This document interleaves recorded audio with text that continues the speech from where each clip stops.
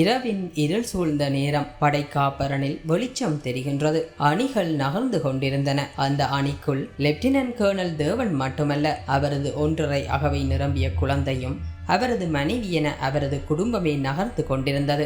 வவுனியா படை வெல்வளைப்பு பகுதியிலிருந்து படைக்காவலரனை ஊடறுத்து வன்னி நோக்கி இரகசியமாக அவர்கள் வந்து கொண்டிருந்தார்கள். படையினரின் காப்பரன் வரிசையை கடக்கும் போது சத்தமில்லாமல் கடக்க வேண்டும். அந்த நேரம் எதுவும் அறியா குழந்தை சத்தமிட்டால் நிலைமை விபரீதமாகிவிடும். அதனால் ஏற்கனவே குழந்தையை ஆழ்ந்து உறங்கச் செய்திருந்தார்கள். ஆனாலும் இராணுவ வேலியை கடக்கவிருந்த வேளையில் வெளிச்சத்தை கண்டவுடன் குழந்தை விழித்துக் கொள்கிறது. குழந்தை சத்தமிட எத்தனிக்கின்றது. குழந்தையின் வாயை பொத்தினார்கள். ஒருவாறு காப்பரனை கடந்து விடுகின்றார்கள். தேவனின் போராட்ட வாழ்வு இப்படித்தான் கழிந்தது. அவரது வாழ்வில் தனித்து ஒருவனாய் அல்லாமல் போராளி அல்லாத தனது மனைவியுடனும் குழந்தையுடனும் அவர் சாதித்த சாதனைகள் நிறையவே இருக்கின்றன.